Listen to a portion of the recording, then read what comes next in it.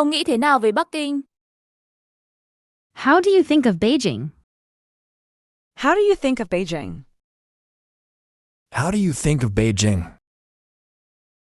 Ông sẽ ở lại Bắc Kinh bao lâu? How long will you be staying here? How long will you be staying here? How long will you be staying here? Tôi hy vọng sẽ có dịp chỉ cho ông thấy quang cảnh xung quanh đây.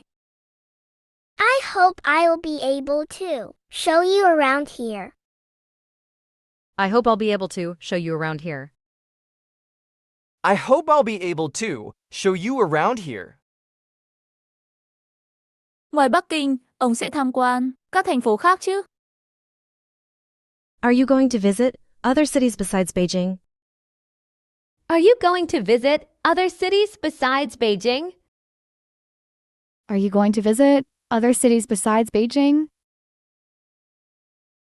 Tôi sẽ ở lại với ông khi ông đi tham quan.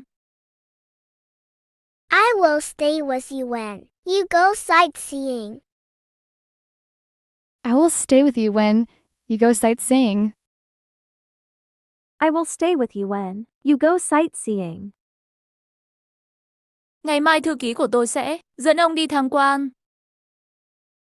My secretary will give you a guided tour tomorrow. My secretary will give you a guided tour tomorrow. My secretary will give you a guided tour tomorrow. Tôi hy vọng ông sẽ dành thời gian đi tham quan Vạn Lý Trường Thành. I hope you will have time to go to the Great Wall. I hope you will have time to go to the Great Wall. I hope you will have time to go to the Great Wall. Ông có thể gọi điện cho tôi. You can give me a call. You can give me a call. You can give me a call. Tôi có thể liên lạc với ông cách nào? How can I get in touch with you? How can I get in touch with you? How can I get in touch with you? Ngày mai chúng tôi sẽ tham quan công ty. We'll visit our company first tomorrow. We'll visit our company first tomorrow. We'll visit our company first tomorrow.